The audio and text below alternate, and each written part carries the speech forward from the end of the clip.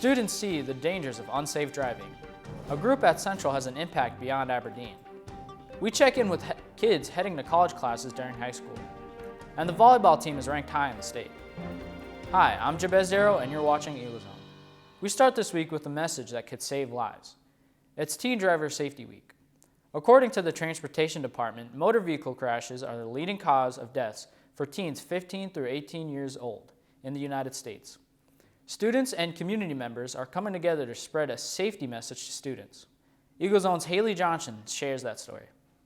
As students watch a mock crash and see a rollover simulator, it's real for Monica Beck. You know, makes my stomach a little sick and makes me feel a little anxious. That's because 19 years ago, this was real for her. Well, we were traveling west and another vehicle was traveling east, and the lady that was driving the other vehicle fell asleep.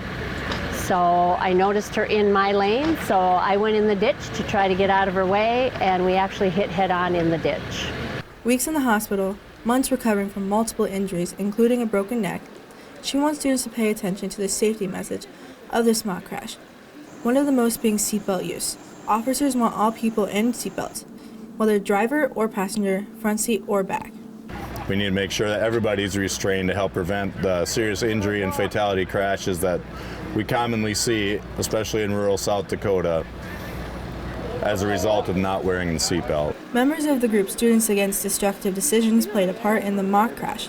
So did first responders from the community. They all want kids to take the message seriously. And I hope that they get to influence all the other people that are in the car with them. Yeah, it's not always fun to be like, hey, could you wear your seatbelt?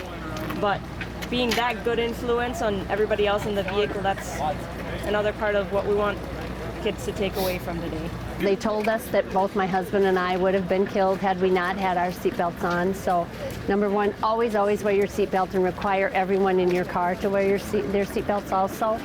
And number two, that it really does happen, because I remember thinking to myself after the crash, wow, we've been in a serious car accident, and usually that happens to someone else, not us. And so it really does happen, and to take it really seriously and make good choices when you're behind the wheel. Reporting for Eagle Zone, I'm Haley Johnson. Thanks to the Intro to Video students for gathering video and interviews for that important story. The Transportation Department reports that in 2021, more than half the teen passenger vehicle drivers who died in crashes were unbuckled. When the teen driver involved in a fatal crash was unbuckled, 90% of the passengers who died were also unbuckled. As the story mentioned, Students Against Destructive Decisions played a role in the mock crash event. Eagle Zone's Joey Pierce takes a closer look at the group's efforts. Joey? Students Against Destructive Decisions is a national organization. Aberdeen Central has an active chapter. Members of SAD are always looking to make an impact. I think it's a great way for people our age to get our message out and to be able to help others, even on a small scale. But that impact can extend far beyond Aberdeen, and it has. We have actually had the pleasure of having a national board member last year and this year. That has opened Aberdeen's SAD members' eyes to nationwide opportunities. One of those was the national competition won by local SAD member Caitlin Ryan. She had a PSA idea for safe driving, and a professional team came to put the PSA together. It's showing across the country, showcasing not only Ryan's idea, but also students from Aberdeen Central who act in it. I'm very proud of the students that we have in SAD. They are truly well-rounded students that are trying to make our community better and trying to influence our student body. So, are SAD members making an impact like they hoped? I definitely think so. Like with the PSA, we're getting out information about how to be a better, safer driver, and even just with our individual events, like we go out to the elementary schools, we teach the kids how to be safer around Halloween time. Overall, I think we're a help to our community. SAD is always looking for more members. The group meets during Super Study every other Monday, and you just need to sign a pledge that you'll make good decisions. Thanks, Joey. SAD's next meeting is October 23rd. Ketterling encourages any students interested in the club to come check it out. The school district's Indian Education Department is hosting a COD Drive. It's collecting winter gear at schools throughout the district until October 24th. There are collection sites at C.C. Lee and May Overby Elementaries. Both middle schools and the high school also have collection boxes. Distribution will be at Holgate Middle School on October 26th from 5 to 7.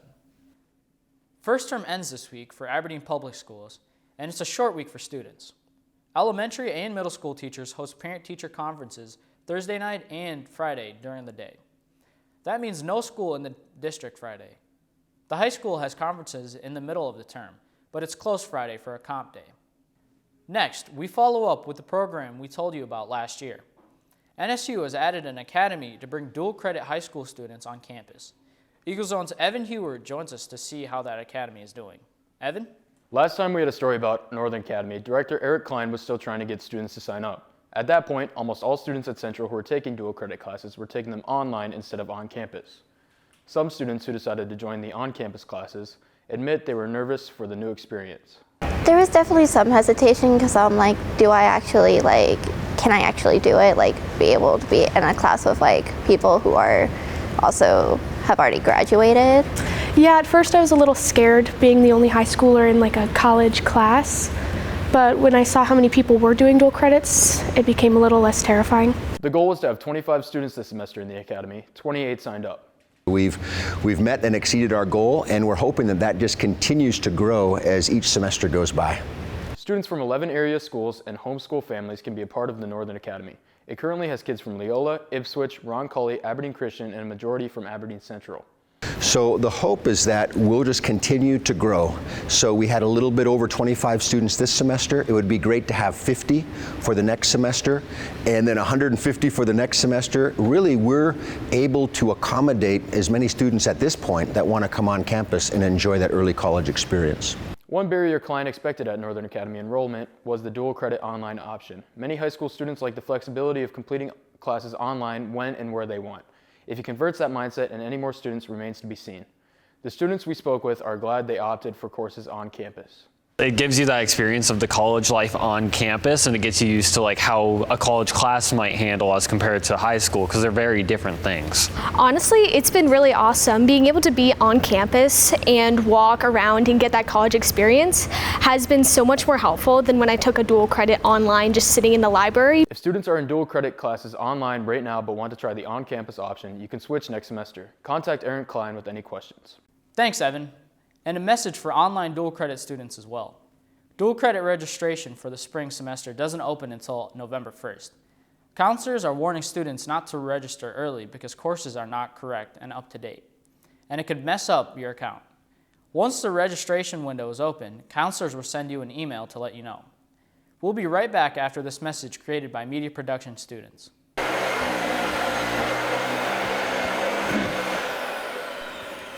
school, honey.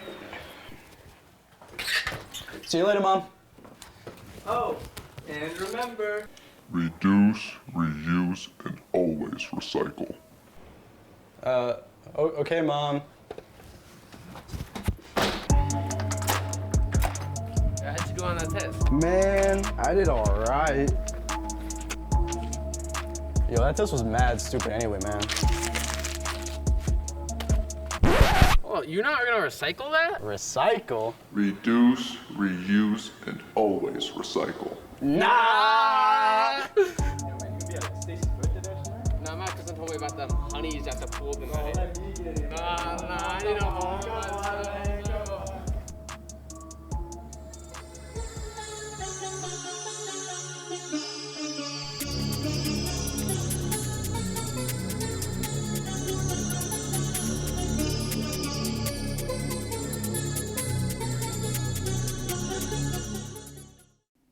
Welcome back.